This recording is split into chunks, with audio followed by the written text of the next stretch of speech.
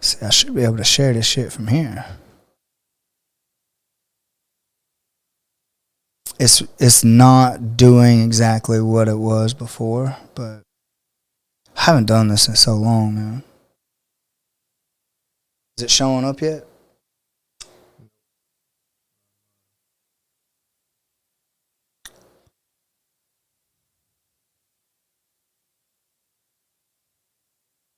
Yeah, because it's 9:56, so it should be showing up as a live.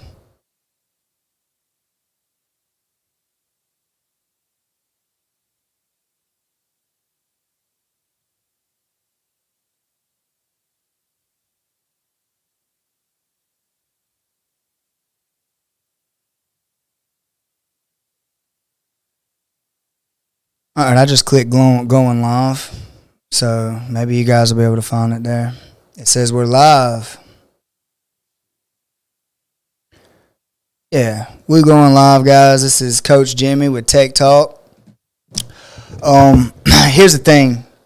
I'm going to give these guys a second to find the stream so they can share it. But while I do that, I want to talk about our sponsor. Our sponsor is Beard and Chiropractic Care. He's the only guy in town that can straighten a preacher out.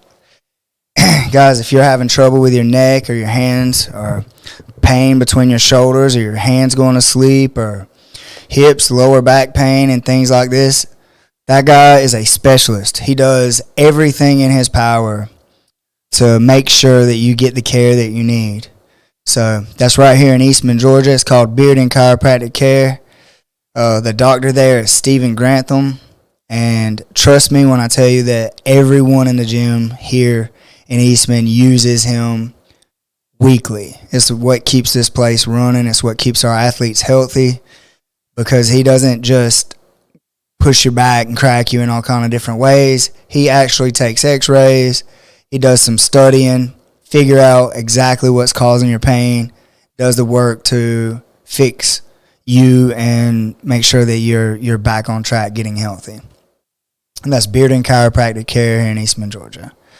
Also, we have Tech Center Mixed Martial Arts, which is the school here. I'm the owner, so obviously they're the sponsor. This is where we run the podcast out of. Guys, if you're interested in becoming a complete badass and learning how to fight and learning jiu-jitsu and getting healthy and being around a family of people that actually care about you and care about your training and care about who you are as a person and like making you a better person and building a tough mindset that makes the quitter in you shut up, this is the place to train. Right here in Eastman, Georgia. Come have some fun with us. Come see what all the hop's about. Today, guys, I have my friend. He's been training with me for a few years. My friend and student, Jered. What's up, Jered? Not much. That is Jered, guys. And then we have one of my close friends who's been training with me for a little while. He also goes to college right up the road at Bruton Parker. I think he said he's a soccer player, whatever that is. I have no idea what that is. But Garrett Lane, ladies and gentlemen. What's up, guys? I think I'm about 10 months into my training now, 11 months. Has it been that long? Yeah, I remember my first day was the end of January, so. Oh, wow. That's cool. Up on a year. How time flies, man. I know. So let's get right into it. Why'd you start training? Originally there was a few different reasons. One reason I just kind of wanted to defend myself, but I heard there was a story. It was with a family member. A guy wasn't treating a woman in our family correctly, so I thought I was going to learn boxing first. And I was just in my head, if I ever see him, I'm gonna kill this guy. I'm gonna kill this guy. And I came to school. I looked around for some boxing gyms, and I didn't really find anything. And then I was listening to a podcast, and I heard Joe Rogan and Sean O'Malley talk about jiu-jitsu.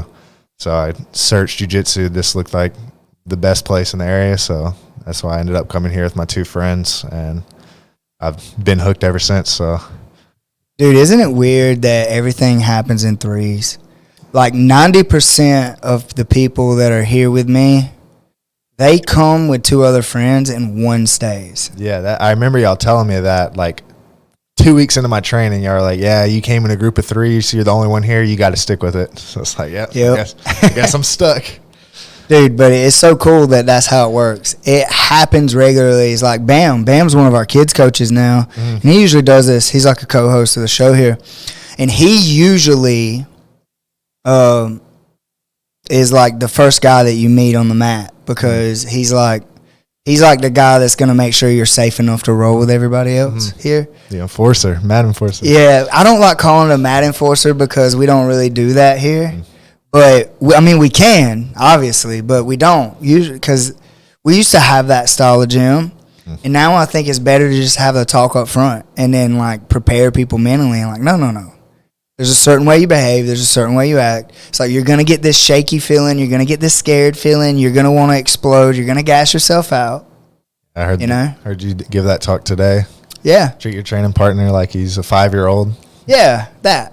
Be gentle. Also, do it correctly. I think that the reason this thing didn't go live is it says privacy private. Let me figure that out. So are we live now? Yeah, we've been live, but it says private, and I need to fix that. So let's edit this thing to public. Because I was waiting on this. Boom. All right, now let's save it. All right, now it is on the public. So, guys, I'm sorry I haven't been on in almost a month and a half doing. My health would not allow me to. My health would not allow me to continue doing it. All right, I'm sharing this right now. No, you found it? Yeah. Nice, let's go. See, I knew I did something wrong, but now we got it.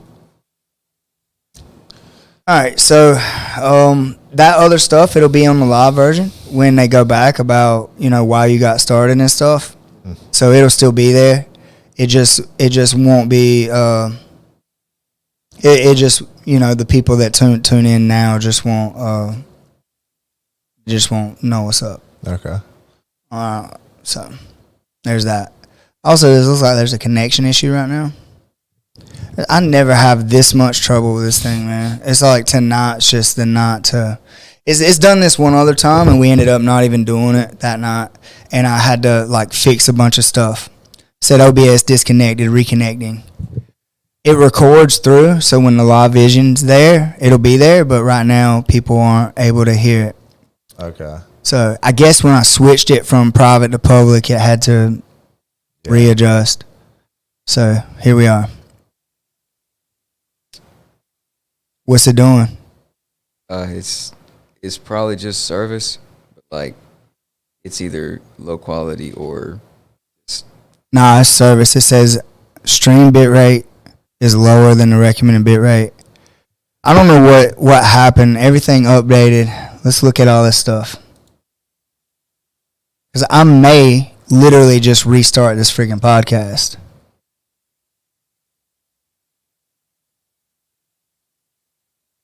No, my bitrate and stuff set good.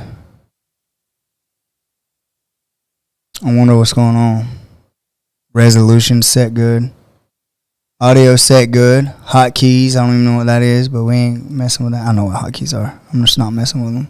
Lives on this phone are usually kind of messed up anyway. So my lives are never messed up, but it says right here, I'm going to open a widget. It says it's not receiving enough video to maintain a smooth streaming. It's got to be the internet, right? Yeah. Stream output.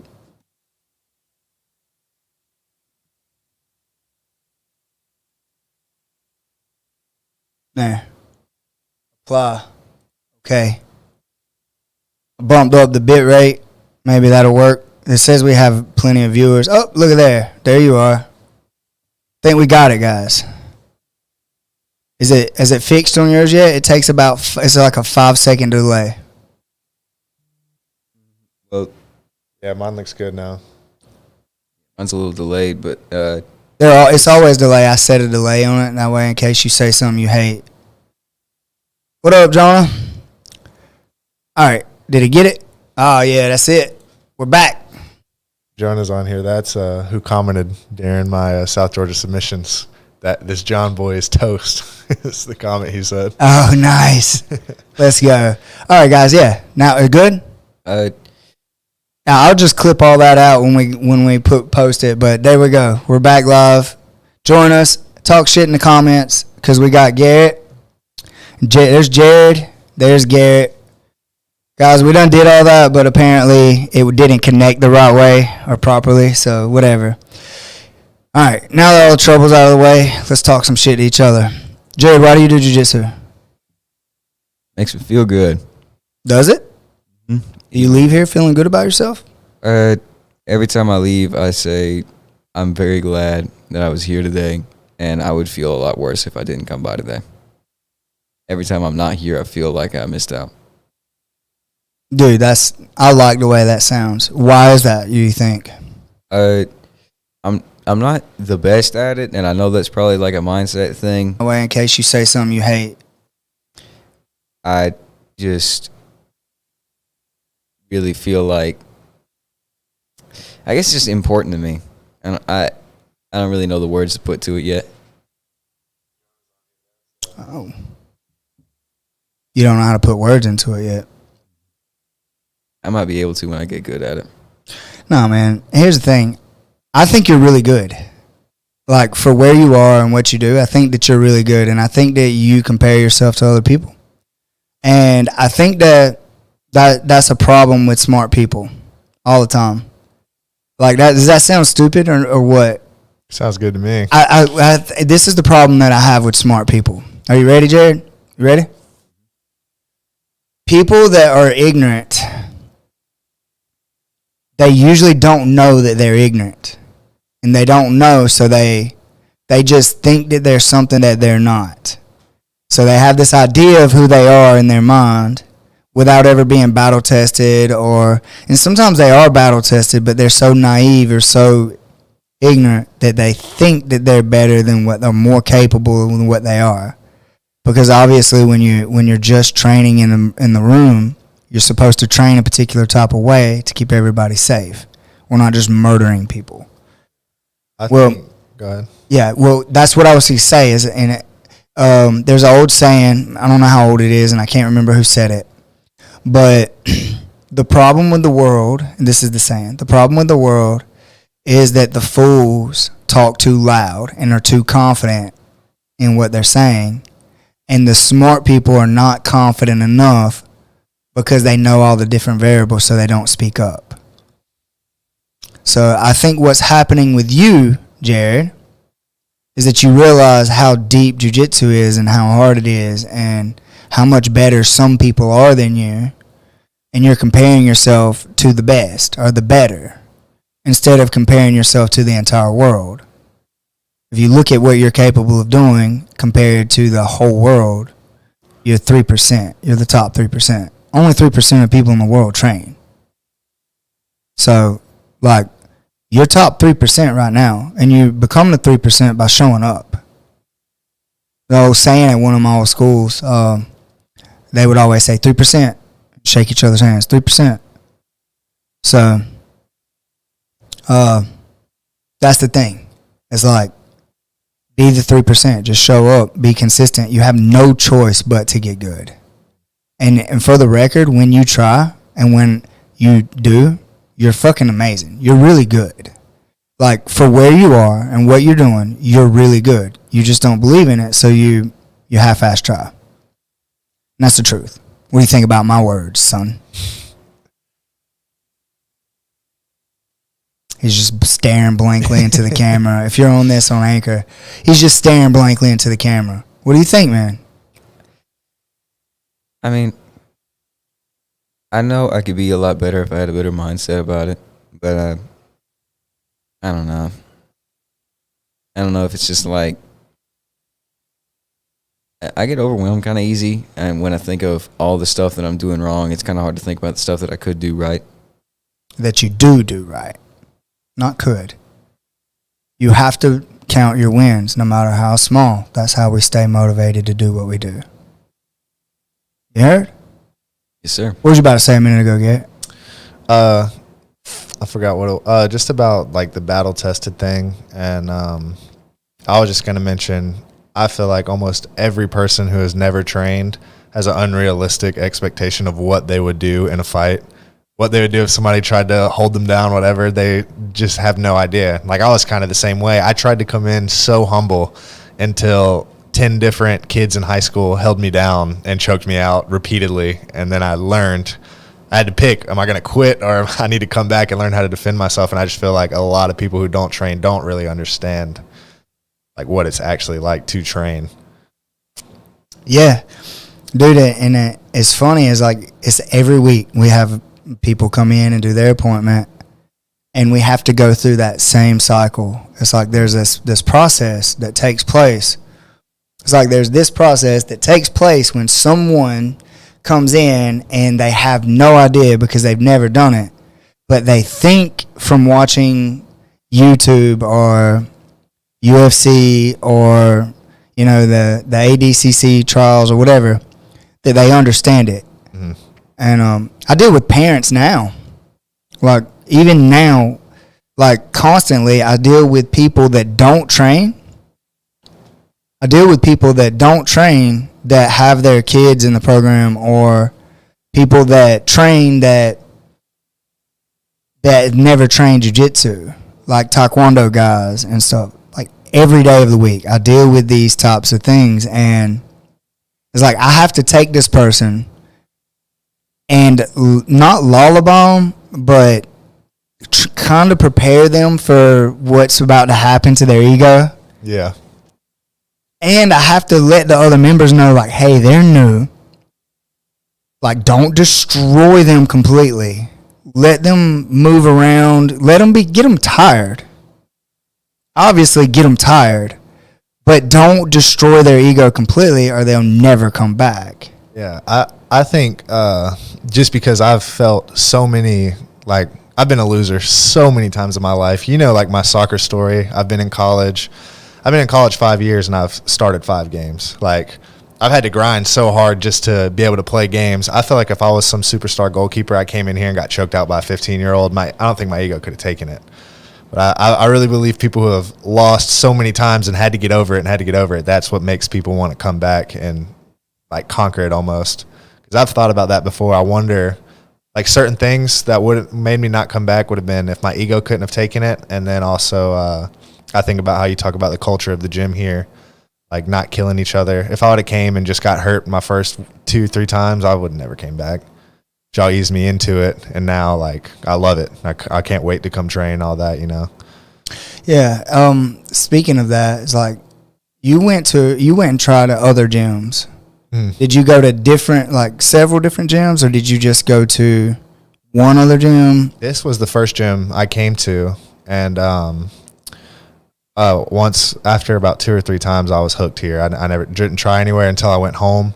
And then I tried a few gyms there. I found one I kind of like it there as well. But, like, here, this is the only place I've been to. I haven't really needed to look elsewhere. Okay. Yeah, dude, I think that's one thing that sets us apart in a little bit, in a way. Every gym says they're family. Mm-hmm. Like, we're family. It reminds me of the Fast and Furious thing. It was like, we're family, But we truly are. We truly do have each other's backs. I mean, as cliche as it sounds, we really are a family here. But not only that, we're super accepting, and we understand, like, what you're about to go through as your first day. For the most of us, we all had, like, that experience the first day. And me, I'm unique in a way that, I worked on the road for almost 9 years. I did environmental work, working on the road. It was 8. It's a little over 8 years, but I did environmental work. So I was a new guy in a gym every 2 weeks. When we would change job sites, I was the new guy. I don't actually remember what it was like being not having any skill because it's been so long and showing up. But I remember what it's like going into new gyms. And every single time, it's like this excitement, but also this nervousness that you feel. Because it's like, all right, are they gonna try to beat me up? Is it gonna be tough? Is this gonna be like all these things that you play out in your head? And I'll be honest with you, I can't tell you at how many schools I trained at, 2 weeks at a time, 2 weeks at a time, 2 weeks at a time. But I've only had 2 bad experiences, ever. Really? 2, ever. Jiu-jitsu guys are pretty amazing. Now, some gyms, people go hard and they just try to win training. I don't really like going to those gyms too much. But some gyms just show up, slap bump, they train, they do their class lessons, whatever. And then they roll, and then everybody sits around tired of shit and talk shit to each other on the mat. Yeah. And that's the average. That's the normal for Brazilian Jiu-Jitsu. So for me, it's like I could see you ending up in a gym where all they do is focus on that hard rolling and stuff. And I don't think it is not that it's bad necessarily, but you miss out on a lot of fine details and fine things that make jiu-jitsu work at its peak. It's not beginner friendly either. When you just go in there, you're going to get smashed and smash and smash, and no one's ever going to tell you, hey, the reason you're getting smashed is because you're doing this. Here, like, you might get smashed, but then I'll ask Bam, how'd you do that? And he does not care to give me every single one of his secrets. And I'll never catch up to him, it feels like. But no one's scared to help you. There's been plenty of people who have tapped me with the same thing over and over and over again. And that's why they beat me. And then I ask them why, and they don't care. They'll tell you. They don't care to win training. They just want everybody to get better, which is just a really cool environment. Well, it's like if I kept all the secrets for myself, how do I get better? Yeah. It's like if I got this move that works every single time and I just keep doing it to you and then I never tell you how I done it, it's like, well, nobody's ever going to challenge it. They're not going to defeat it. They're not going to beat it. They're not going to make me do something else. It's like I'm in this to get better too. It's like, well, Jimmy, you've been training 21. Yeah, I've been training a long time. But it's like it's never ending. And I think that's essentially like the realization it's like a lot of people don't think about it until they get to black belt. But like everybody's goal is black belt. I was like, what's your goal? Well, I want to get a black belt. I want the skill to be called black belt. Me too. I want the skill to be called black belt. But I think that means it's like you're always learning. And black belt is so broad. There's black belts that are friggin' phenomenal, that are just amazing. And they will just destroy you with all kinds of different moves, and you have no idea what's coming. And then there's black belts that can't beat competitive blue belts. And people's like, well, they're not really a black belt. Well, I don't know. Do they have the knowledge? I got guys that are friends of mine that's been training for over 20 years that are encyclopedias of knowledge and can tell you exactly how the move works, and where your hips need to be, where your chest needs to be, whether you need to be punching your shoulder forward, backward, like all these small details. But then when it comes time to putting it together, they like what they like, and if what they like don't work, they haven't figured out that other part. And does that mean they don't deserve to be black belt? No. It just means that they're not competitive. They're not on that, like, they're not, like, there's levels to it. And it's like, what do you call the guy that become a doctor but passed with C's? And then what do you call the guy that become a doctor that passed with all A's? Doctor either way. You call him doctor. And it's like their grades are vastly different. And one of the videos that blows me, that I love, it's like these two little cartoon characters, and this is me to a T. The guy said, hey, what'd you make on the test? And the guy said, I made 100. Another guy said, well, I made a 97. It's only 3 points different. And another guy goes, no. You made a 97 because that's all you could get. I made 100 because that's all there was to get. And that mindset to me is amazing, because it's like, no, I want to be the best. I want to do this. I want to do that. But you have black belts that think that way.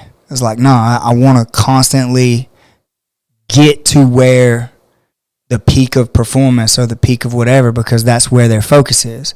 Focus goes, energy flows where focus goes. So if I'm focusing on becoming the best or better, that's what I'm going to do. If I want to be the best coach, I may not be the best competitive guy in the room, but I may be able to sit down and tell you exactly what you need to do to become better competitively? Or it's like, where is your focus? And when you become black belt, you don't stop learning. It's like, that's the thing. It's like, once you make it that far, you're that far, dude. Like, you're invested, and you're not, what are you going to do, quit? No, you're still learning. You're still getting better, and you're still learning more and more and more. And I think that's the secret, is like, I think that's what a black belt is. It's like when you have that awakening moment and you realize, like, there's always going to be more. And there's always going to be someone out there that can show me something that helps me. And when you shut your damn ego up and quit saying I know. That's the reason everybody goes to blue belt blues. Do you know what blue belt blues is? Yeah, everybody gets a blue belt and then disappears. Yeah, well, they call it blue belt blues is because they get their blue belt, and then the people that been being nice to them or whatever, they turn it up. It's like, oh, no, you're a blue belt now. Now be a little harder. You're a lifer or whatever. And then you realize, like, people are being nice to you, or you're not. You feel like you're a blue belt, but you should be doing better because you're a blue belt now. Like, you should just have a skill jump because somebody hands you a piece of cloth, and it discourages you. And it's the ego. It's like, I'm this blue belt. I'm this. I know. And then you stop listening to what the coach is saying because you know. And it causes a slow down in your progression. So that's it. That's the thing. It's like you have to learn how to defeat that. And I think that's what a true black belt is the lesson repeats itself until you learn it. Yeah. So I can see that. The craziest thing I feel like I learned is just like when you get your black belt, it's not over. Like, because I did kind of see like when I first started, I was also amazed just the thought of how long it takes people to get promoted anyways, how long it takes to get your black belt. I didn't realize how long the journey actually was. And then when I found out, oh yeah, when you get the black belt, like you still have just infinite stuff to learn. That blew my mind, just imagining the journey. And it's crazy to me now, like we were talking about, I'm 11 months in now or whatever. It feels like I just started. Like I still feel like the new guy on the mat. I remember when I first came here, like rolling with Jay, Zach, Davion, just all these guys. And I was just thinking like, oh man, like they're competitors. Like I want to be part of the team. Like I want to be able to fit in or whatever. And now it's like I have competed. And it's like cool. But like at the same time, it's like there's so much more to go.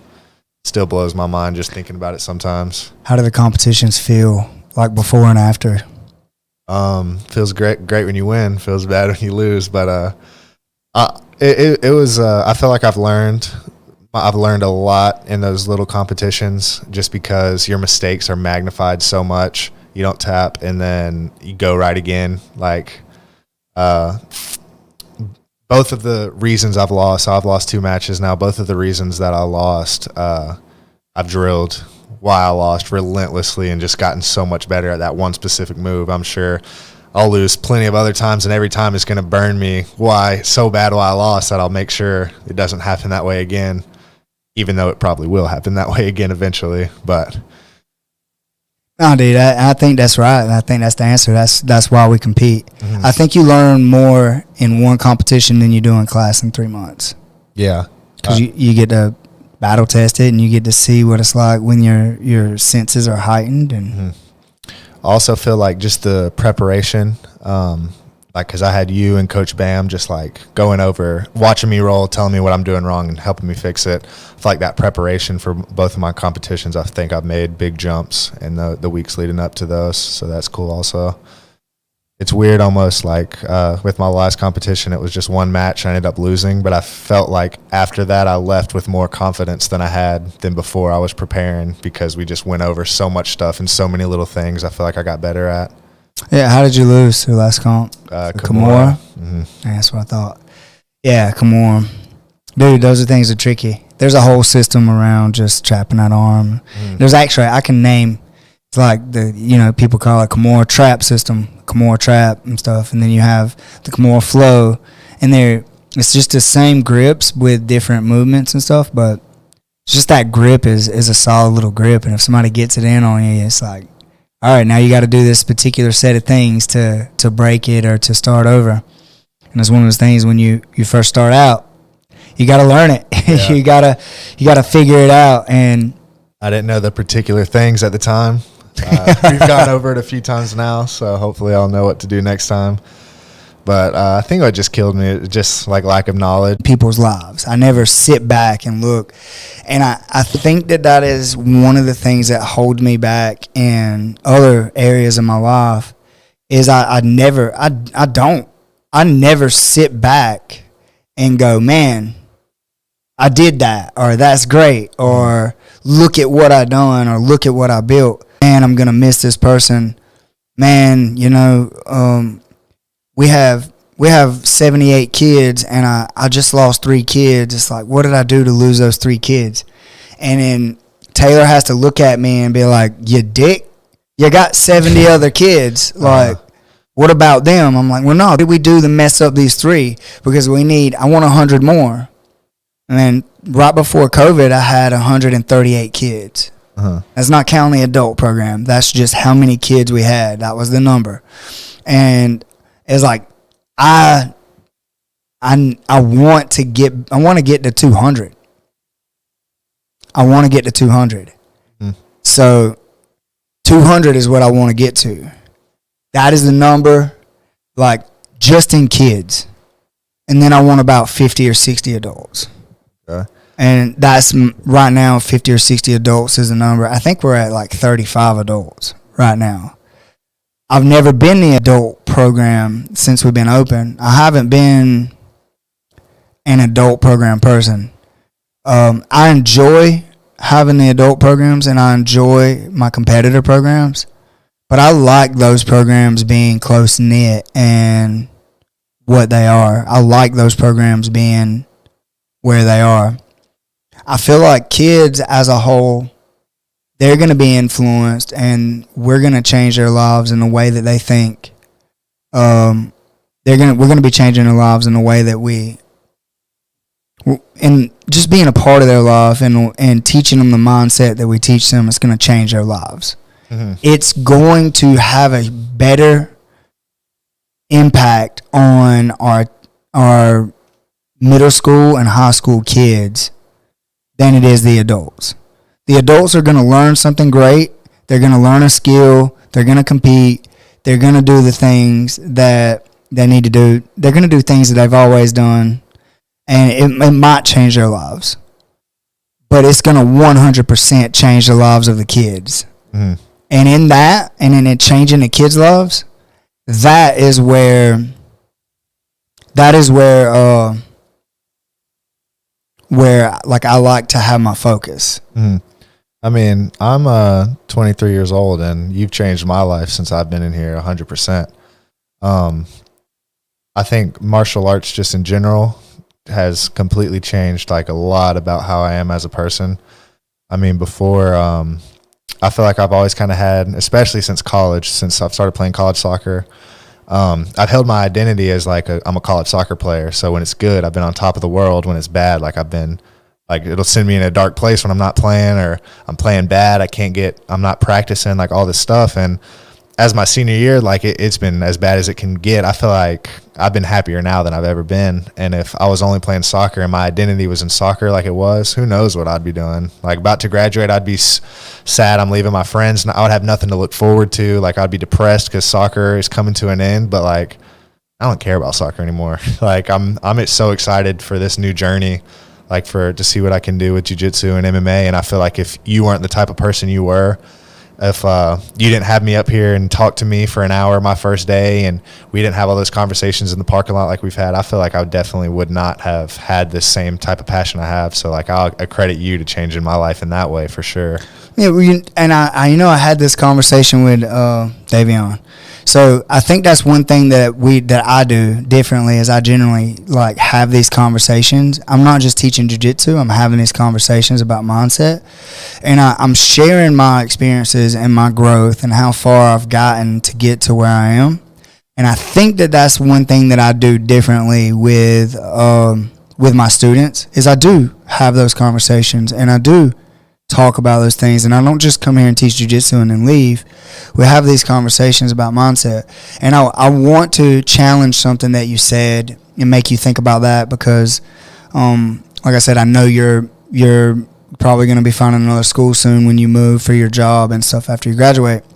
So you said you found your identity as a soccer player, and then you was extremely up, extremely down. Competitors in MMA do that too. Mm-hmm. And I don't think that you should ever tie yourself to how your competitions go. Because then your highs are going to be really high and your lows are going to be really, really freaking low. Yeah. So I would challenge you to find out who you are. Outside of martial arts, who are you? My challenge to you is write down on a piece of paper what your best life looks like. Your absolute best. And when you write down your absolute best life looks like, look at it. Write down what your worst life would look like. Your absolute worst. Like, it can't get any worse than this. Write that down. What is my worst life? Write that shit down. Then write down, what is my best life? What is my best life? Write it down. Okay, I'll do that. And then when you look at it, you start tying your identity to who you're trying to become. You're trying to become that person that deserves your best life. You cannot be the person you are now and have your best life. You have to make some changes. There's things that you're doing in your day-to-day task that is stopping you from being the person to live your best life. It's like maybe you're sleeping in.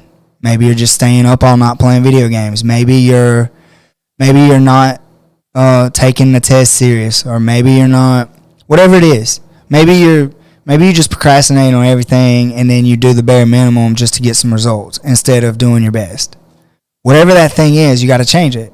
Maybe like I just did this. I do this every year.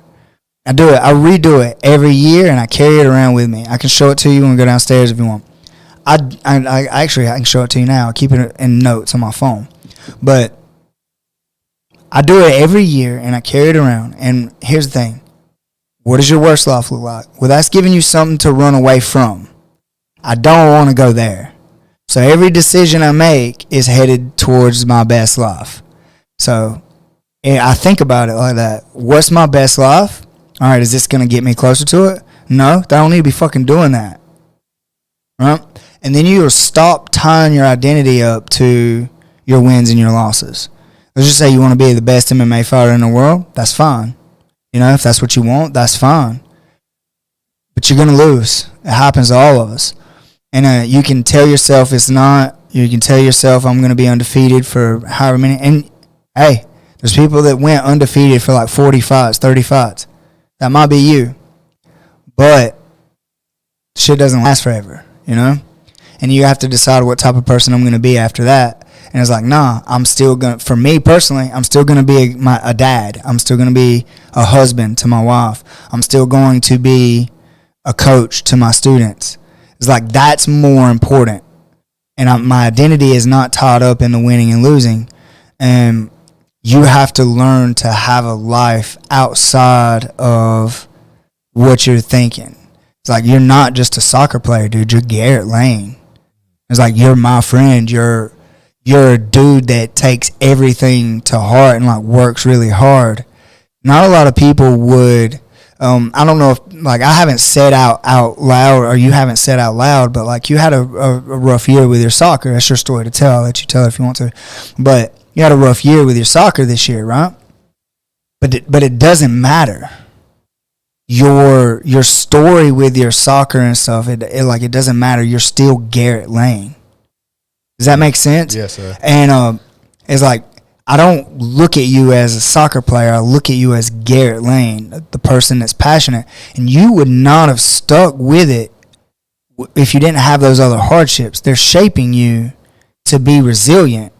They're making you tough, all of it. And it's shaping you to become this person that has had ups and downs, to become the person you're meant to be, to get the things that you want. Mm-hmm. And that for me is a lesson that like is something that I think that you guys should always embody. It's like, where am I running from? What am I running to? Who do I want to be? Let's make that decision. And that's hard. I wish I didn't talk so much. Like that, I literally just wrote down a list of things, guys, and I'll tell it to the world. My health sucks.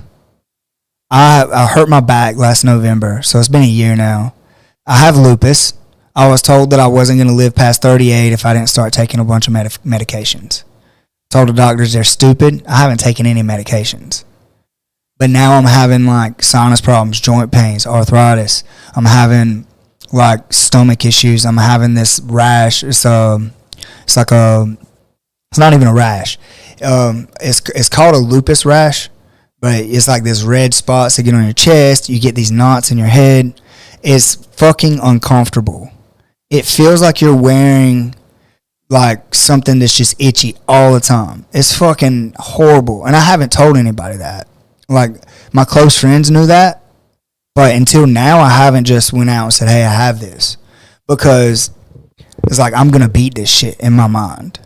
But my health, I hurt my back. And my mindset shifted because I started feeling like my life was over. Because everything that I love is physical. Everything. I like wakeboarding. I like skateboarding. I don't skateboard. I like rollerblading. So skating. I don't know why I said skateboarding. I like skating. I like wakeboarding, skating. Oh, I like riding inner tubes. I like riding knee boards. I like wrestling. I like MMA. I like jiu-jitsu. That's why I do what I do. Now you're telling me I can't do any of this. It's like, how do I learn to be happy not having the things that make me happy? It broke me. And it broke me in a way that I still had my coach telling me all these other things, like I needed to grow or I needed to do these other things. And he was like, nah, dude, you got to figure it out, this and that. And it's like I'm already dealing with this other stuff. I quit everything. I had, on my personal page, I had over 800 subscribers on my YouTube channel. I went through and deleted videos. And when you delete videos on YouTube, if you delete a video and say you subscribe to me on this video, when I delete the video, it deletes their damn subscriber. Okay. So I had to start over with my channel. Because you didn't know that. I didn't know, and I was depressed, and I self-sabotage bad. And that comes from past stuff, and it's like things I'm having to learn. Anyway, I ranted long enough. Point is that there's a lot of things working against me, and it's real easy to get caught up in saying this is who I am. Instead of, it's really easy to get caught up in trying to say, well, this is who I am, and then tying it to something like your success with your ups and downs. It's like, nah, man, it's not. It's not. You are not a soccer player. You play soccer. It's like you're Garrett Lane, and you're Jered, Yawn, you're Jered. I'm Jimmy. And people that talk to you about me, I don't know what people would have to say about me, good or bad. I'm not around when they talk about me, but it's like, oh, he owns a gym over there. He's a gym owner, which is true, but that's not who all I am. I'm also a dad that cares about his kids more than anything in the world, and I'm a husband. I care about my wife, and I care about those types of things, and I care about my students, and so I'm a caring person. I want to teach the generations after me and leave that legacy. I want the kids to remember this place forever when they grow up and move on with their lives. I want this to change their life into thinking that they deserve what they have and deserve good things, and building that mindset of being able to accomplish things. And when they fail, that is part of the formula for success and moving forward. I just rambled a lot, but if you guys break that down and listen to it, there's a lot of gold nuggets in there that will change your life, I promise. Does that make sense? Yes, sir. Anyway, I didn't mean to just like stay on that, but I think it's important.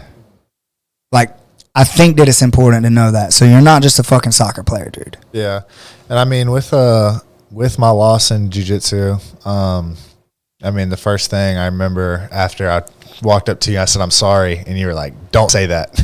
Don't go shake the other coach's hand. And the first thing you were saying is like, I'm proud of you. Like, you competed. A lot of people wouldn't do that. And that did make me feel like, what am I sorry for? Like, he doesn't care if I win or loss. He's proud I'm going out there. I'm competing. I'm trying to put on for the Tech Center. So that also did make me feel a little better right off the bat that just your response to it was cool.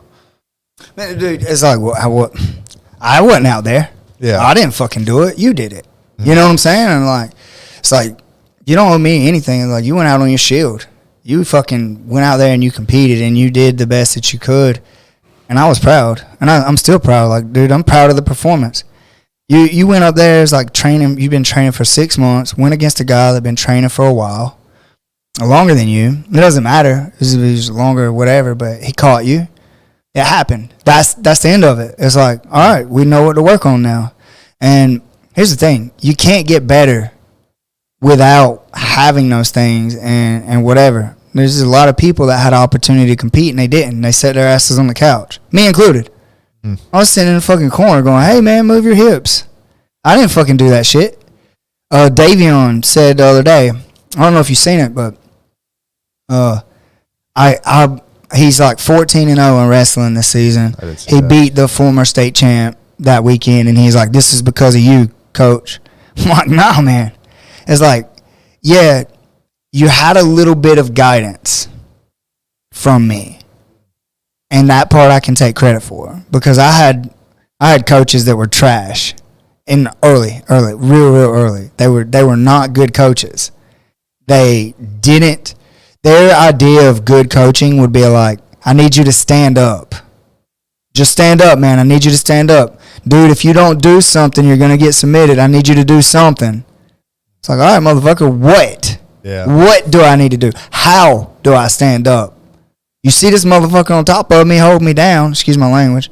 You see this dude on top of me, like, you know what I mean? It's like, how do I get up? And it's like, just get up. And it's like, that's not good direction. So, yeah, I played a part in what you did, but I'm not the reason that you were able to do what you did. The timing, the listening, the paying attention, all the time drilling, the conditioning, all of this stuff, you did the work. There's going to be plenty of people, especially when you guys start finding some success. When you move to your new gym and you start training and you start becoming successful, there's going to be a lot of people around trying to take credit for what you do. Like, there's going to be a lot of people. There's going to be people that have never stepped foot on the mat with you that you knew, that they'll tell you at the end of one of your matches or something. It's like, yeah, next time, man, you need to post on the shoulder or steer the head a little more. And then your next match, if you happen to post on the shoulder or steer the head, they're going to try to take credit. Yeah, I taught him that. Mm-hmm. Yeah, I talked to him about that his last fight, man. Yeah, man, Garrett's the UFC champion right now. He's a 185 world champion. Yeah, man, you know that move that he finished? Yeah, man, I sat down and talked to him for about an hour and a half, and I told him how to do that. I taught him how to do that. Yeah, I've seen a little bit of that already, actually, just a few people trying to take credit for some guys being successful, and it's like, you didn't teach them that. I've seen him drill that hours, and you telling him after his match didn't make a difference. I know exactly what you're talking about with that. Yeah, it's funny, man, but there's going to be a lot of people trying to take credit for the things that you're doing. It's like, nah, man, you're doing it. Nobody but you made that fucking drive. How far is your drive, dude? To come here? Yeah. 45 minutes. How long is your drive, Garrett? I mean, Jered? 25 minutes to around 35 minutes. And it's 35 minutes. For some reason, I thought you were like an hour and a half away, bud. Nah, I'm further away when I'm with my mom.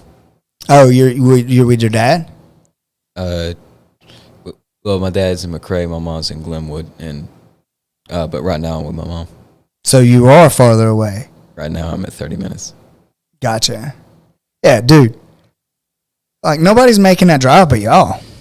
It's like, I mean, there's other people making 30-minute and hour drives, but what I'm saying is like, I'm not going and picking you up and bringing you here. Yeah. It's like, you're deciding to do it and you're doing it. This is what's making you good.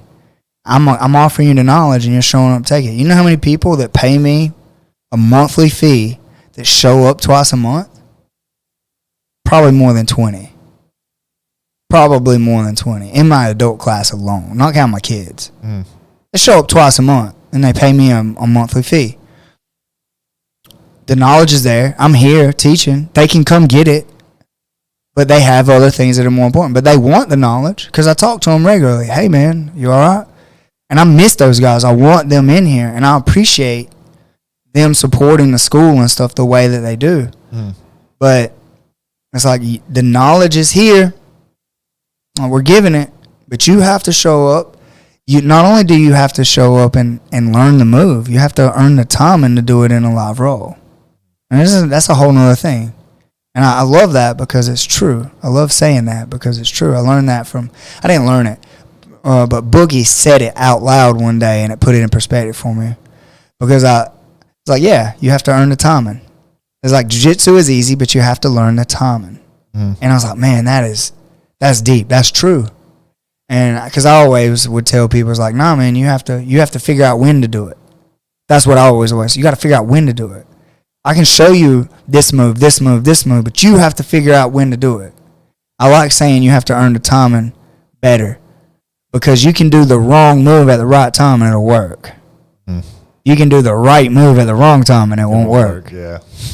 So it's like you got to earn the timing. The timing is important.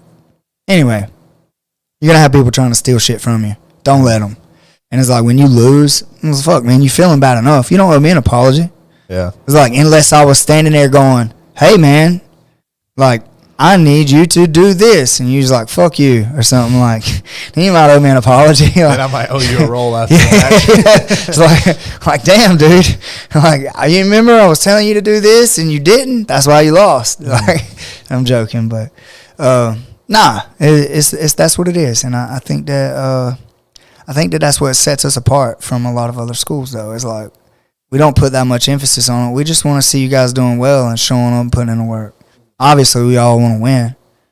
Like, obviously, that's obvious. We want to fucking win. We didn't go out there and lose on purpose. Yeah. I don't even know if it's so much as I don't even enjoy winning that much. I just absolutely hate losing. Like, it just drives me crazy. Like I was just talking before we went on, I was like, do they do rematches? It's just because I wanted to go train 6 months every single day, and I want to go again and show them you can't beat me anymore. Like, it drives me crazy to lose. So, like, that's just my biggest thing is I don't care to win that much. It's just I can avoid the feeling of losing, really. Well, it's a learning tool, right? Yeah. That's sure. That, for me, is an amazing learning tool, though. It's like, I'm competitive as hell. It's like my kids want to play games when they were real little, and I wouldn't let them win. And like, why don't you ever let them win? Well, because I'm competitive. And it sounds like a joke, but I'm not like just smashing the kids or nothing. But it's like, no, they have to earn it at their level. I'm not just going to beat them at my level, but they have to earn it at their level. It's like, if you're not doing the things you need to do, you're not going to win. And I'm competitive in that way, but that's to make my kids better. But I don't like losing.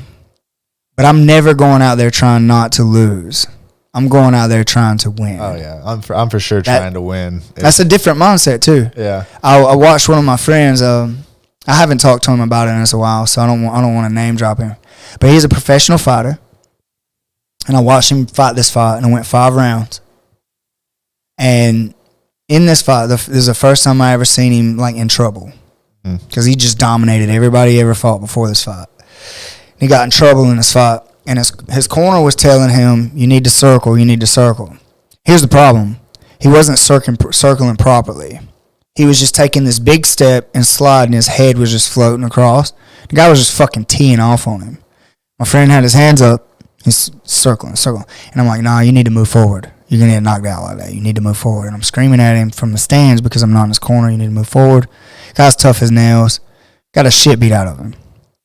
After about the second round, he was no longer trying to win the fight. He was trying not to lose the fight. Mm-hmm. And he lost. And then he went on a winning streak, won like 6 more fights. Then he fought this wrestler, and nothing happened in the whole fight. Wrestler take him down, he'd stand up. Never hit each other. Wrestler take him down, he'd stand up. Wrestler take him down in the round. Nothing happened in the whole fight. And he never pulled the trigger. And I was like, dude, you know you went out there with the wrong mindset. You was just trying not to lose. So yeah, I thought about that.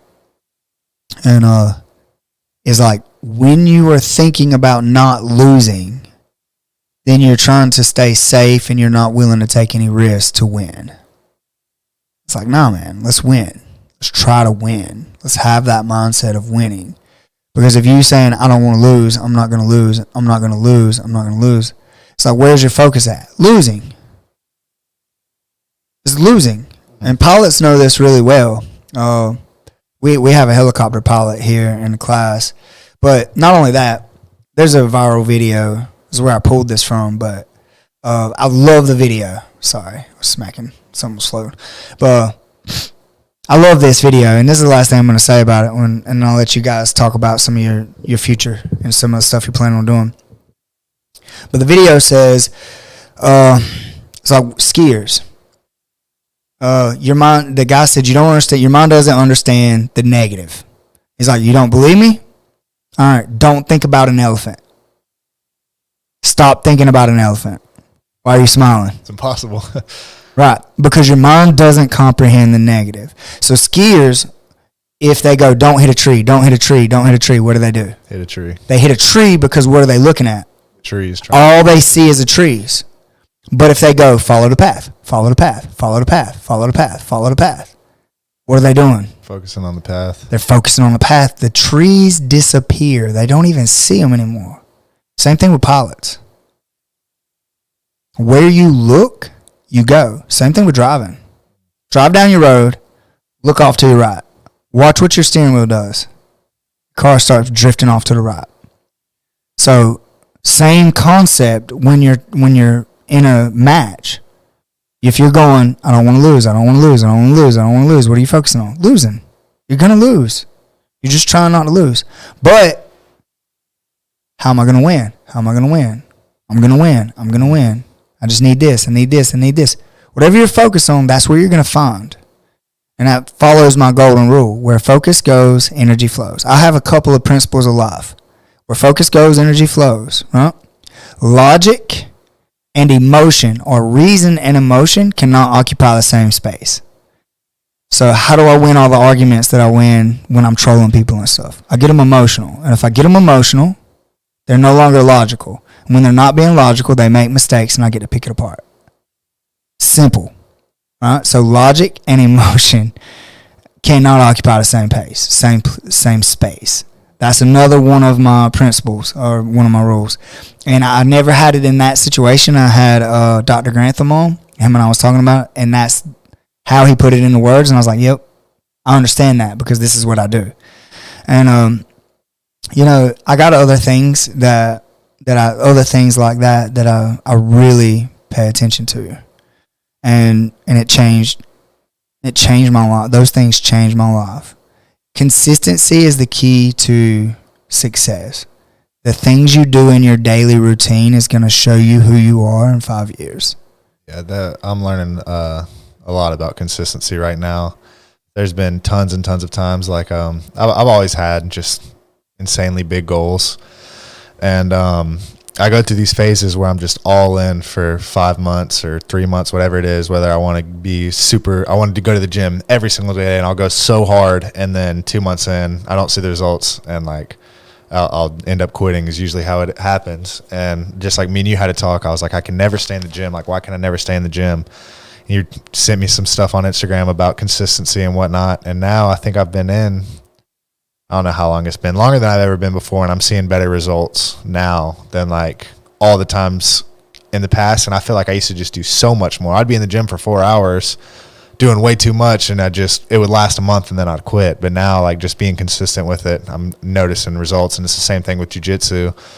I want to go 5 days a week, but with school a lot of times I can't, so I make sure I can come once, twice a week is usually, I'll come more than twice a week, but I'm coming every single week just about, and that's what's I feel like that's been big, just making me get a lot better than skipping school, going 5 times a week, not being able to keep up with it. The consistency is like really starting to show now with me, so I'm still trying to learn that and think about it often. Yeah, like I said, man, your daily habits are building your future. So like, if you're not consistently doing things or planning things and boxing them out, it's like I suck at that stuff. Like, I have ADHD through and through. I have it. And like, if you're not doing the things every day, then you're not going to become the person you need to become to deserve the things that you say you want. You're not going to accomplish your goals. I tell people like this about working out, and it's stupid. It's stupid simple, but it's like, what are you doing right now? Nothing. I'm sitting on the couch. Okay, so here's what I want you to do. I want you to get up every day and walk to your mailbox 10 times. Every single day of your life, I want you to walk to your mailbox. Well, where's your mailbox? It's like, end of the driveway. Good. It's not at your front door, is it? It's like, no, it's at the end of the driveway. Okay, cool. Do that 10 times. Just start there. Don't stop your car at the end of the driveway. Check your mail. Park your car. Walk to your mailbox. Walk back. Just do it 10 times a day for no reason. All right? Now, what have you done? If you do that every day, how much farther did you walk at the end of the year? How much more mobile have you just gotten? Now let's add in, every time you walk into the kitchen, you do 5 push-ups. Every time you go to the bathroom, you do 5 pull-ups. All right, so now you go into the kitchen 10 times a day. How many push-ups is that? I'm not very good 50, at math. right? Five push-ups 10 times is 50. Easy math, man. Easy math. Out of 0. All right, same thing for your bathroom. You go to the bathroom 10 times. I don't know who's going to the bathroom 10 times in a day, but some people drink a lot, right? So that's 50 pull-ups in a day. But you didn't do them all at one time. You did them throughout a 15-hour day, or however long you sleep, so however long you stay awake. Or you did them throughout that time. So at the end of the year, how many more pull-ups did you do? How many more push-ups did you do? And you can adjust the numbers for what kind of shape you're in. Maybe you can't do but 1 pull-up. Well, if you try to do 1 pull-up every hour or every 2 hours, if you try, guess what you're going to be able to do at the end of the month? Fucking pull-up. Mm-hmm. The muscles are being built. And here's the thing. We're doing it forever. We're not going to stop in 6 months. Yeah. And if your mailbox is right outside your front door, fuck it. Walk to the stop sign in the road or red light or whatever. Well, just walk down there and walk back. Do it 10 times. You're getting off the couch. You're doing something. And it's building this consistency in your life that's going to make you successful. That is where success comes from, in your daily habits. And it sounds stupid because it's simple. But if I get up every single day and do something that's working towards the life that I want, I'm going to get there. I'm chipping away at it. How do you eat an elephant? 1 bite at a time. 1 bite at a time. That's right. It's like, you're not going to stick the whole fucking elephant in your mouth. How long would it take you to eat a whole elephant? Probably a while. But can it be done? Absolutely. It just takes time and consistency. And that's where people get discouraged and they fucking quit. That's where people quit, is they start eating on the elephant and they go, man, this is too much. They stop. Like, nah, man. Just keep doing it. And eventually it'll get done. And if you start right now, I'm gonna tell this to the world. Your health is the most important thing. Another video. I can't even give a guy credit. But if I looked at you, Jered, and I said, I'm gonna give you $1 trillion, but you're gonna die in the morning right when you wake up, would you take it? Probably not. Why not? I don't want to die. Okay, so you're telling me that your life and your time here is more important than money. It is. Okay, so why aren't you valuing it that way, right? How often are you sleeping during the day? 30 hours a day, man? About it. Yeah. No, I'm just saying. So it's like, all right, what if I told you I'd give you $1 million, but your mom's going to die tomorrow? I definitely would not take that. All right, so you would take the trillion over yourself over your mom, probably. Probably. If you had to pick one, you would pick yourself, right? Because you care about your mom. All right. So now you're saying family is more important than money. Y'all see where I'm going with this? Mm-hmm. It's like there are things that are more important than money. It's your health. It starts with your health. Because if you got all the money in the world, but you're not going to be healthy to enjoy it, it's not worth it. All right. A problem that a lot of people have in their lives is they don't understand this, and they trade their time for money. They're just trading their time 8 hours a day for money. It's like, well, Jimmy, I got to make a living. You're absolutely right. But did you need that iPhone 29, iPhone 15? I don't know what number they're on. Did you need that? Did you need those new Jordans? Did you need that new starter jacket or whatever's popular now? That just aged the shit out of me. But it's like, did you need that fresh ass haircut that cost you $100 or whatever? It was like, do you need those new kicks? Those, the new and whatever the shoe is of the time. It's like, did you need that, or is that something you just wanted because you were told that you're a consumer and that it's the new hot thing? It's like, man, I kept my Fascinate. I had the very first Android smartphone, the Galaxy division. I had the very first one. I kept that bitch for 6.5 years. Then I got a Note 4. I didn't upgrade till the Note 10 come out. I got a Note 10 now. It's like, I don't upgrade my phone every year because it does the same shit. Until it breaks or they stop supporting it, I don't spend money on that stuff. And it's not because I don't have money to spend on it. It's not important to me. My health is more important than those things. And it's like, you have to think about your health. You eat your food now as your medicine, or when you get older, you will take your medicine as your food. It's like super important, bro. So like, you eat a fucking cheeseburger right now, or you can, go home and make you some grilled chicken, and now you don't have to fucking take a bunch of pills when you get older because your fucking heart's about to explode or whatever from having too much grease in it. Grilled chicken and rice goes hard. I mean, there's nothing better. Just so you know, Jared, I had that on you the whole time I was talking. I was just trying to make you look intelligent. Thank you. I see that myself on the stream now, and I really want to stop looking at it. Nah, man. But dude, I say all that not to preach at you guys, but these are things that I sit down and talk with you guys on the side of the mat, and these are the things that change your life. I feel like I wish somebody would have set me down when I was 22 years old, 25 years old, 26 years old, that I respected, that told me these things. But I didn't have me. And I try to think about it, and it's like, what would I need at that age? And then I try to share that knowledge, because this is where we grow, and this is where it's like, one day when that shit clicks or whatever, you make the decision, you're going to be the man. And when you're the man, you're going to say, man, Jimmy changed my life. If it wasn't for two men in my life, I wouldn't be here right now. Captain Parks from the school, he was a star instructor. And then Reggie Sheffield. If it wasn't for those two men, I wouldn't be here right now. It's like, I know that for sure. I'd be in jail, I'd been killed, or I would have killed myself, or I didn't care about myself. And those men changed my life with just a few words, like not even sitting like we talk, just a few interactions. Changed my entire world, changed my entire life, because I read into it and I was smart enough to fucking listen.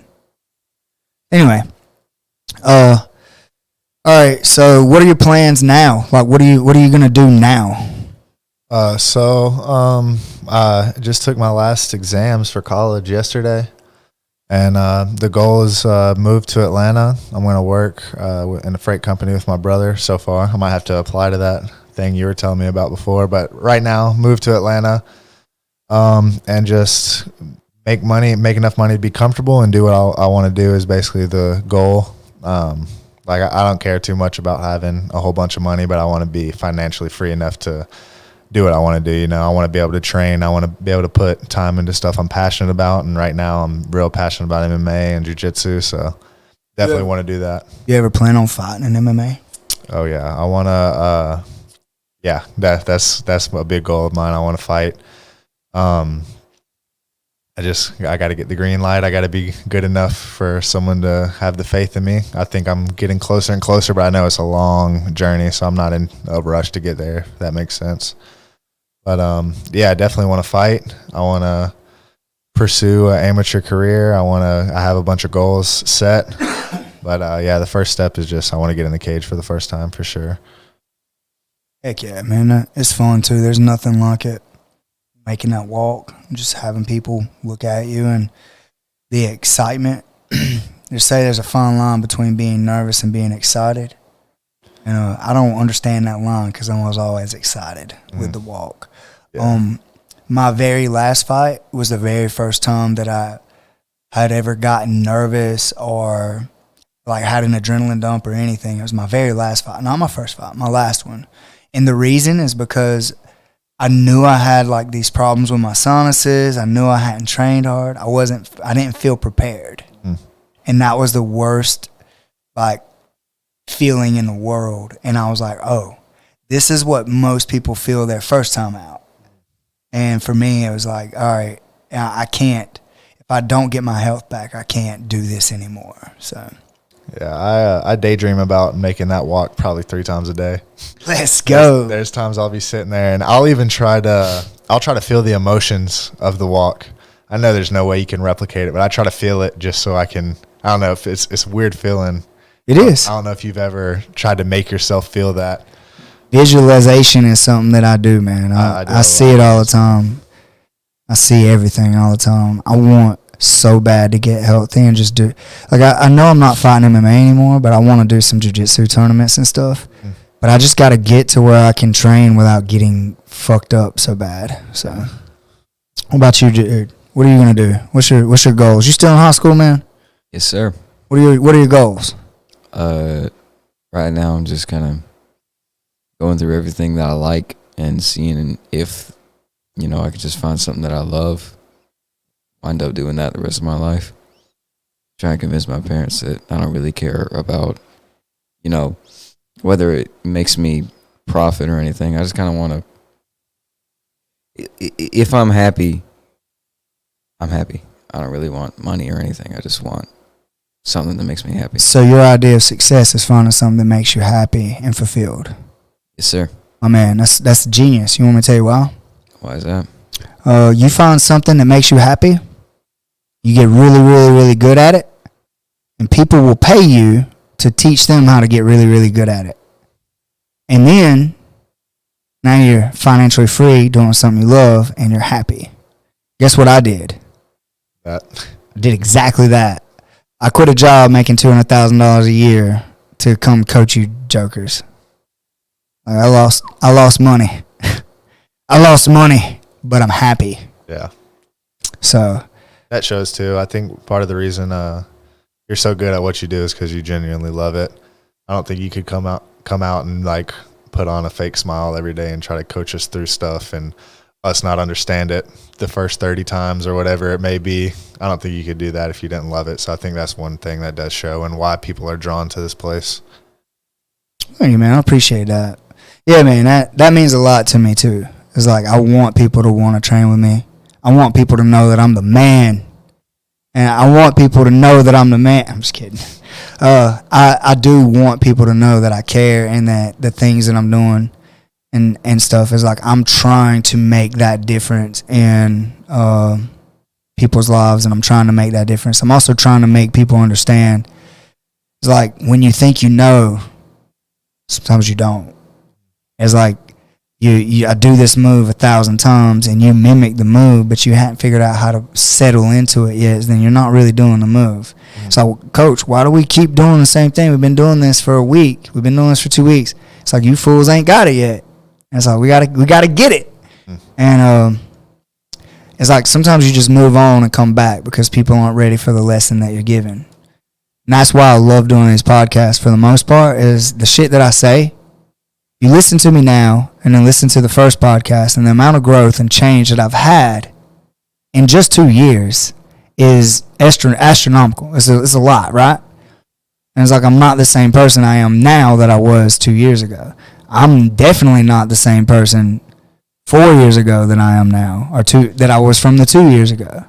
4 years ago, you might not have liked me. I was a hard ass and just wanted everybody to be competitors. For real. It's like, don't get on bottom. It's like if you end up on bottom, you should sweep, submit, or stand up. It's like those are the rules. You don't play the bottom. You sweep, submit, or stand up, and then like you do this, and you just train hard, and you headbutt a wall. You know, not really, but I thought that I knew the way, and then I realized like there's so many other ways, and just my mind's just growing, and I'm just becoming this whole other person. I still believe a lot of things. I wouldn't be here if I wasn't stubborn. I wouldn't have the things I would have if I wasn't stubborn. But yeah, dude, I'm looking forward to seeing you compete, and I'm gonna be there. It's like if you say I'm gonna compete at this day, I'll block it out as long as it doesn't interfere with like personal life, like things that we have already planned or something. I'm gonna be there, and I want to look forward to that. And as far as you being happy, Jered, figure out what it is that you want. It can change, dude. Like I thought I wanted to paint. I painted cars. Like I absolutely loved airbrushing. I thought I was gonna airbrush like M&Ms and Skittles and shit on cars and clear coat them and paint tigers on cars and just do tiger paint jobs and all that stuff. I thought I was going to do those things, and then I started doing it and realized how much work went into it, and then that most of the money was in insurance work, fixing the damn dent and painting it back the same color and making it look like, and I hated it.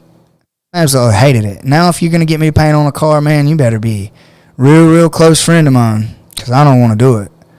Then I did environmental work. I absolutely love operating machines. If I didn't teach jiu-jitsu, I'd be a machine operator.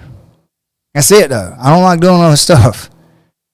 I just don't. So you figure that out, and you can make money at it. Whatever it is. If it's playing the freaking flute, don't you play the flute, man? It's not a flute, but it's basically a flute.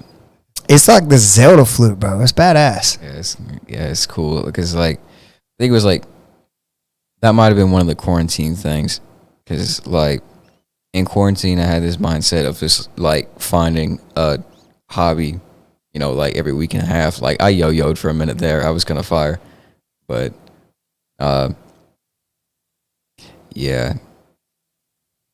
If you guys want to see Jered yo-yo on a live YouTube video, let us know in the comments, and I will record this fool trying to yo-yo. But then I definitely want to get him playing the flute. Have you heard him play the flute? You know the Ocarina of Time? Bro, Zelda? Come on, man. You don't know what that is? I haven't played Zelda. Oh, it's one of my favorite games. I'm going to age myself here, but I played that shit on Nintendo, Super Nintendo, Nintendo 64. I beat them all of them, because it's like a puzzle. And you got to walk around and figure out all these puzzles. And I loved it. It was because it's just stimulating. But there's one called the Ocarina of Time. The great one of the, like it. I think it's like one of the, like the top 10 in most people's considerations for, you know, top 10 of all time. I would agree. Games or Zeldas? Like video games. Okay. Definitely like the top in. I mean, I've heard a lot of stuff about it. I've just never personally got to play it. I think it's only available on like, if you got like a PC, you can get it, you know. No, dude, I built Taylor. So this is one of my ADHD, like super hyper focused things that I got into. I gotta get diagnosed. Yeah, I built Taylor one of these. It's like I don't know if you guys know what it's called, a Pi, but it's a computer board. It's like a small computer. It's called a Pi. And I took the Pi 3B, which has the HDMI output, and it has a place for an SD card. I put Linux on it, then put retro games on it. I downloaded every single game from Nintendo, every single game from Super Nintendo, excuse me, every single game from PlayStation 1. I only got a few of the Nintendo 64 games. Nintendo 64 had that weird controller, and so I couldn't get a lot of the games to sync up correctly. But I downloaded all of those games. But I got Ocarina of Time on that Pi. And if I'm not mistaken, I think it was a 64 game. But you could make it work when you sync a PlayStation 3 controller to a PlayStation 5. I synced a PlayStation 5 controller to the Pi, and she has a pink one. And you can play Ocarina of Time with the PlayStation 5 on the Pi retro game. That's cool. Yeah, dude, I got every Nintendo game. I got every Ninja Turtle game on there except for the newest one. I love that thing. And I bought a 3D printer. Not printer, but printed case. You put the Pi inside of it and then run this program. And it has a start button and a reset button just like the original Nintendo. Okay. So it's like it's like this big, dude. It's like literally like 3 inches by 4 inches, or like 4 inches by 5 inches or something. It's like a little rectangle. That's cool. It's badass, dude. It's sitting on the thing there. Her and I play Mario World 3 like every other day because that's the types of games she likes to play. That or Galaga. Okay, I know Galaga. Valid. Yeah, we play both of those. She spanks my ass at Galaga. She is so good at it. I don't tell her that, though. I just, like, let her think that I'm, like, good. Because every now and then I have, like, this run that's really, really, really high. But it's all luck. And the rest of the time, I die really early. She's like, you ain't even trying. I've seen you score really high. I'm like, yeah, I know. Whatever. It's okay. But in the truth, she's just better than me. But I don't let her have it. I hope she don't watch this episode, or she'll know. She don't watch. secret. I don't think she watches. If she does, it's okay. But yeah, she spanks my ass at that. She's really good at it. That's funny. Yeah, and I'm competitive, so I'm like, I had to beat her high score, so high score is mine. But I'm telling y'all, it was luck, because I just, the run that I had was just. You have the high score, but the next 10 below it is probably her. Yo, yeah, 100%. Yes, 100%. That's exactly how it is. And but it's fun anyway. But yeah, that, not to cut you off, but yeah, you can get it on Pi retro games. It's like you can get it. Yeah. And so I guess that's technically a PC, technically. But it's the same software that the games run. But anyway, what else was you saying? I interrupt you. My ADHD is just killing. I gotta quit calling myself ADHD. I'm gonna self-diagnose. I ain't gonna lie, I kind of forgot. But about how much longer do we got left? We're done, dude. If you want to get off, I'm just trying to make sure that you get to say what you want to say because you've been sitting there super quiet and I talk too damn much. If I want to, like, not to close out, but just like make sure I get everything said about why I like this place, because I felt like I was still thinking about that throughout the whole thing. Family, sport, two of the most beautiful concepts that I've ever got to know. Just like the way everyone in here can evolve, the way the sport can evolve, and how I definitely would not be as cool as I am if I did not come here. Even though I know there's a lot of the days that I don't try. I don't know why. A lot of the times, even if it's something that I love, sometimes I just can't be bothered. But this is something that I want to push past that. Like, I want to be proficient and good at this, because I feel like if I could say I'm good at jiu-jitsu, I have done this, and I've tried, that will carry over into everything else. And I hope to God it does. It does. Because this is hard. And a lot of people, if you don't do it, you don't understand. You can look at it and say, oh, I could do that. You can't. It's hard. And for you to be as good as you are, when I see you try, I know you're good. I know you are. It's just watching you when you try. It's just the difference. Anyway, that's very well said, and thank you for the kind words. Garrett, anything you want to end on? Yeah, since I'm about to graduate and be out of here, I just want to thank you, like, let you know, like, I'm so appreciative for what you've done for me. Just like how my life has changed since I've started this. Like, it's not like a competitor and coach relationship. Like, it really is like a friendship.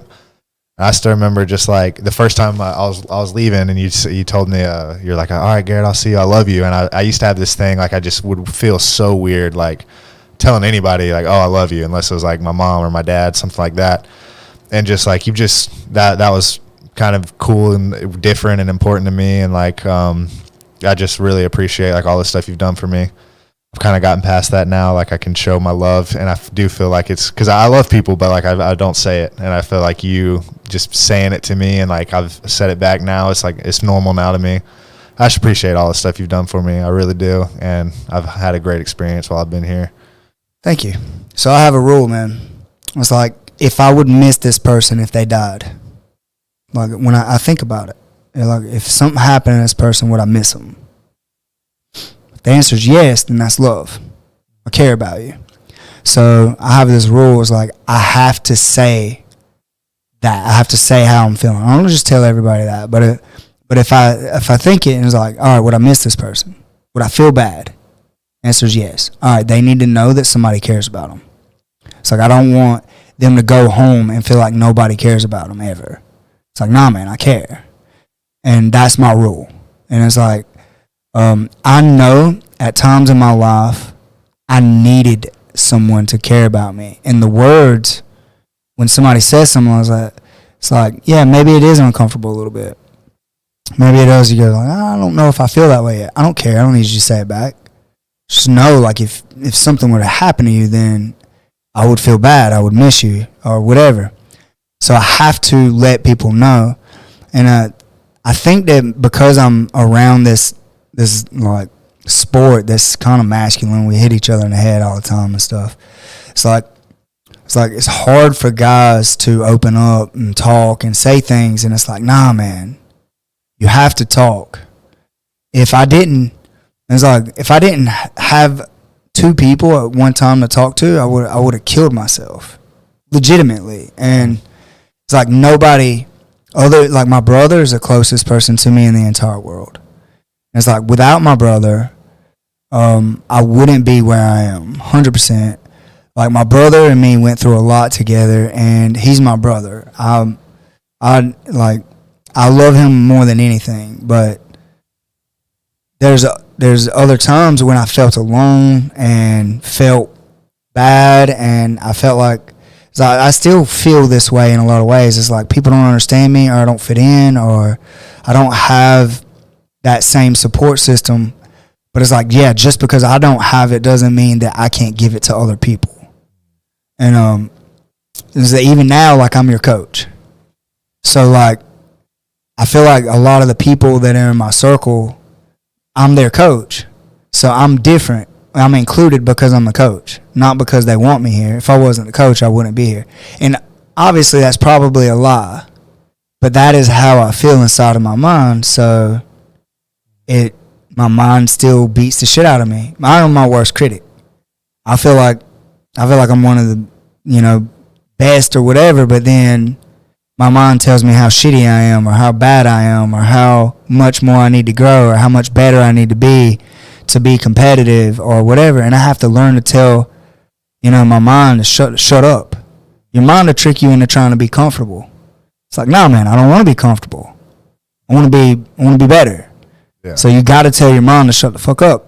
Well, if you don't have a support system, if you don't have people to tell you that care about you, you go home, you're sitting in your room, you're having one of those days where you're in your head and your mind's beating you up. Nobody's ever told you, hey, tell your mind to shut the fuck up. It's like, nah, man, I don't have anybody. But then you think about it, and nah, man, my coach cares about me. Jimmy cares about me. Mm-hmm. And I do, because I don't say that shit to people that I don't care about. I'll say, all right, man, see you later, man, you have a good day. Hey, be careful driving home. Mm-hmm. You know what I'm saying?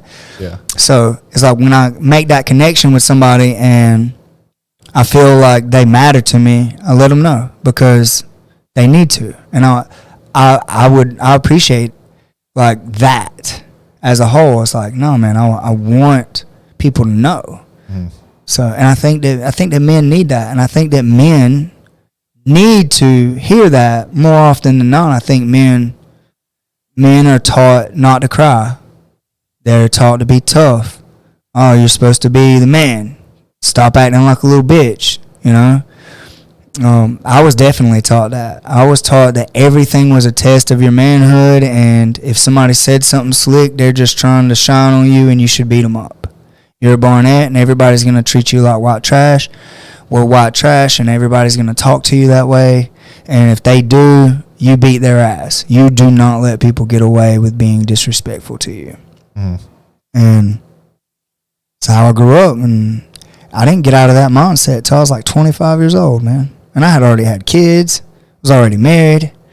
It's like I was still carrying this chip on my shoulder, like I had to be this tough ass gangster dude that not a gangster, but like this tough ass dude that just would never let anybody joke with him. Can't joke with me.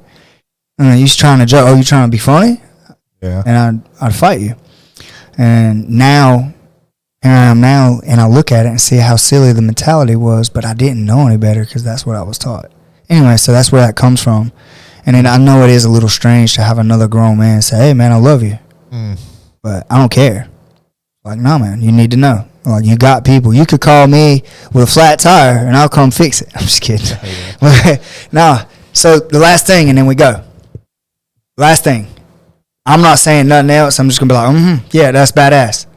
Jered, have you ever been in a fight, and can you describe it like you've been there if the answer is yes?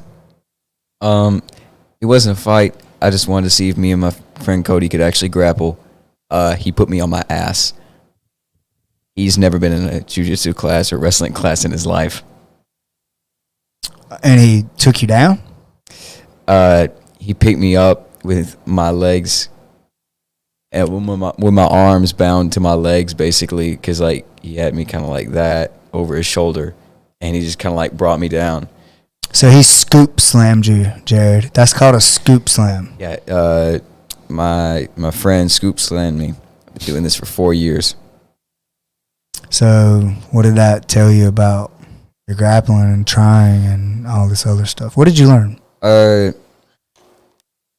learned that I needed to get better. That was the first thing I did, because like I think it was like a Tuesday. The next day I came back, and I got with Caitlin. I said, I told her that story, and I said, okay, we gotta work on my wrestling, Caitlin, please.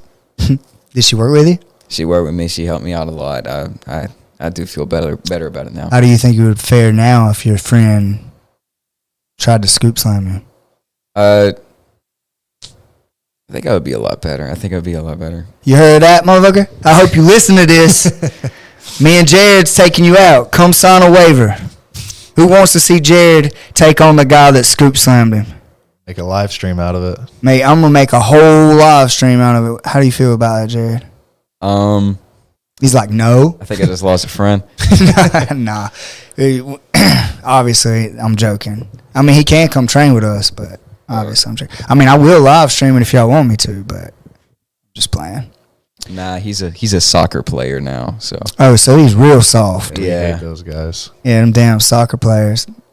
Damn soft ass player. I'm just kidding. Grass fairies. I hear that one all the time. Grass fairy? Yeah. I never heard that before. I'll be complimented. I'm gonna sign up for soccer tonight. Like, I try to say I'm not a grass fairy because I'm a goalkeeper, but everyone, if you play soccer, it's a grass fairy. So I never heard that before. That's amazing. Yeah. Garrett, have you ever been in a fight? What happened, and can you explain it to me like we're there so the viewers can get this good visual? I've been in a couple, actually. Pick your most favorite one. If you don't have a favorite one, just tell them all to us, but pick the one that's like that you're like it's entertaining, or you like your favorite or whatever. Probably the most entertaining one. So we're at a trampoline park. I'm with my friend. What the hell is a trampoline park? Never been to like a Sky Zone or something? No. It sounds amazing. Just like tons of trampolines just everywhere. There's foam pits. They've got like dodgeball set up. Like, really? Yeah, it's fun. Dude, you have to take me. Okay. We have one in Augusta. Really? Yeah. Dude, when you go, call me. I want to go. Okay. I broke my ankle at one. I will. I'm about to break my neck at one.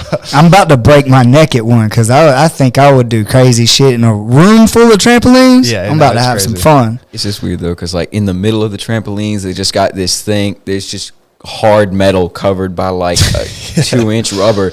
Like, someone's going to break something on that. But yeah. Injuries are there's every day somebody breaks something at one of those. But you got to sign a waiver to go in 100%. Yeah, they don't let you in.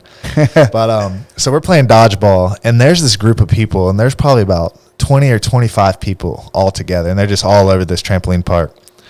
So we're playing dodgeball. They're cheating. They're not getting out. So I'm with my friend, and he's not a fighter, and I wasn't a fighter at the time, but I was, for some reason, I thought I was, and I would try to. It's like, I'm going to do this thing. I wasn't good at it, but I would do it. And my friend hits him in the face, one of them, after he gets out. So he runs over, gets in his face, and starts grabbing him. Your friend that's not a fighter hits him in the face? With the ball, with the dodgeball. Oh. Okay. Yeah. Sorry. My bad. I was like, damn, he's throwing hands, and he ain't even a fighter. Okay, I got it. So he hits him with the ball. And that's where, okay, go. So he comes over, gets in his face, yelling at him. So then I feel like I have to do something because I feel like I'm a fighter for some reason. He's your friend. Yeah, he's my friend. And I said some stuff I shouldn't have said, and he gets in my face. And I've just kind of always had a rule. If you're close enough, like, to hit me, I'm just going to go ahead and hit you first. Like, I'll start the fight, but I don't want to get hit. Like, I don't want to be the first person to take the hit. That's smart. So I hit him in the face, put him in a headlock. We go to the ground, and I'm just holding him there. And I feel it feels like just more and more people are stomping me out. Just all of this big group of 25 people are hearing their friends in a fight, and they're just all coming to me. My friends watching from a distance, not helping. So I make the decision, okay, I've lost this fight, but this dude that I've got the headlock in is going to lose way worse. So I'm pretty much getting stomped out, getting punched, and I'm just going in on this dude's face just over and over and over again. Eventually, like, they break it up. There's like 15 side fights going on with me and all these people, and those guys eventually got escorted out because they jumped me essentially, and I got 2 hours for free, so it was a win-win for me. But besides that one, we'll count that one as a win when it wasn't really. I've also been hit from behind 3 separate times in my life, so I don't know if I just have like a hittable face or like you're scary and they don't want to hit you squared up. They don't want to look you in the eye and hit you. Maybe that's what it is. You're like 7'12", bro. So I'll tell one of those. I'm walking. You met Jacob, right? The English guy. So me and him are walking, and we're with 2 girls. We're 2 of our friends, and this old creepy dude, like probably 45 years old, is smoking cigarettes in a college town. Like, nobody knows who this guy is. Everybody else is from 18 to 23 years old. So he's like being real creepy with the girl. So I'm like, all right, relax, like, go away. And he's like, what'd you say to me? And he's getting in my face. And Jacob's always just he's ready. Yeah. Oh, he's the first punch every single time. So he's in this guy's face yelling at him. The guy probably can't understand him. Because he's from Liverpool. And is he Irish? Yeah, everybody thinks he's Irish, but he's got the thickest Scouse accent you've ever heard. So he's in his face, and I'm just like, hey, it doesn't matter. Like, let's go. We're walking, and I'm talking like crazy. Oh, we would have done this to him. We would have beat this guy up, all this stuff. And about that time, a nice right hook lands right on my eye. So I stumble a few steps, and before I can even do anything, Jacob steps in front of me, just one punch knocks him out on the ground. He's yelling at him in whatever Scouse language he speaks, stomps his glasses. It was awesome. I got punched in the face, so I'm the loser of the story, but I got to witness that, so that's probably my favorite story to tell. Nah, you wasn't a loser. He got squirreled, man, and you didn't go down. Yeah, that's amazing. It's like you get hit and don't go down, and you didn't know it was coming. Either he hits like a bitch or you got a chin. One of the two. I might have quoted something like that while Jacob was stomping his glasses. And I also, I just transferred to Bruton Parker at that point, and I remember I had a huge black eye. I had to tell the coach, had to tell everybody, oh, yeah, we were playing FIFA, and he elbowed me, so I can't let him know. I go to this private Christian school. I can't let him know I'm going to have street fights on the weekends and whatnot. That's great. So, talk about your first fight. Dude, I have been in the same type of situation to where you kind of like you're like, I'm not going to let this guy survive. In my mind, I'm going to kill your friend. Yeah. Like, I have been there, and I have literally went like, you hit me again, your friend dies. Like, in my mind, and I've said stuff like that too. You're just causing your friend more pain. I have said that verbally out loud when I was trying to get jumped and I had one of them. Dude, you're just causing your friend more pain. Remember that. Yeah. You're just causing your friend more pain. I wish I had one of those quotes. I have said that because, like, I've had guys by their neck where like rear naked choke style, and I'm just punching them and like controlling them, seatbelting them, and then other guys are trying to hit me and pull me off, when you're causing him more pain. I'm going to kill him. It's like, you may hurt me, but your friend is going to die. Yeah. And so it's funny. It's funny that you said that, because that's exactly how I am. It's like, oh, I'm not going to go, oh, no, you're hitting me, I'm going to let this one go. It's like, no. I know I'm going to get hurt, but I'm prepared for it. It's like, I'm religious.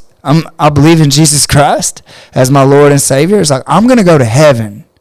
I'm going to a better place. Go ahead, kill me. But I'm kill your friend too. Is he saved? Yeah. He might be going to hell, homie. It's funny because in that moment, like, it slowed down. Everything is so slowed down. Yeah. So like, you make a conscious decision. Like I do remember being like, yeah, I'm going to lose no matter what, but this guy's going to lose worse than me. One of them is going to get it. So hell yeah. I like that. All right, guys, thank y'all so much. We've been on for about an hour and a half, a little over. The beginning of it was choppy for whatever reason, but it fixed itself halfway through. I recorded this, so the places that are choppy, probably by the end of the week, I'll try to fix that. I'm very bad at procrastinating, but very, very bad at procrastinating. But I will try to get that fixed if it's messed up. I know for fact that for about 5 minutes when Jered started talking that it blacked out. But I have the recording of it, so I'm going to chop that thing together and re-upload it. But, man, thank you guys so much for tuning in. We consistently had several viewers on tonight, so it was fun. Awesome. Thank you for having me. Yeah, man, dude, thank y'all so much. Garrett, man, we're going to be missed. You're going to be missed. Also, dude, call me when you start your new gym, and I'll be your buddy that's never trained before. And we'll troll some people, and I'll pretend the whole time and that I only know Aikido. Perfect. Yeah. So it's gonna be fun. I can't wait. I'm a Aikido guy. I trained a little bit of Kung Fu. That's it. And I'm from Michigan. I'll come with a whole backstory. We got this. Perfect. Jered, dude, figure out what you love. Get really, really good at it. And continue training jiu-jitsu and doing all that. You can make money with something that makes you happy, and you can make a lot of money teaching people to do the thing that makes you happy, because if it makes you happy, it makes other people happy. And that's what we're doing here. That is the best thing that you can do with your life, is give things to other people that bring them joy. You invest in other people, you'll always get that back. If you walk around going me, then you're not going to get anything back. But if you go, hey, I'm going to invest in this person's life, I'm going to help change this person's life, you'll always get it back. So that's how I would end this with you. And again, I wish that we could have had a little bit different conversation. I was a little distracted in the beginning and stuff, and I am going to start trying to just get the guests to start carrying the conversation a little more and me responding. This is one of those things that I struggle with,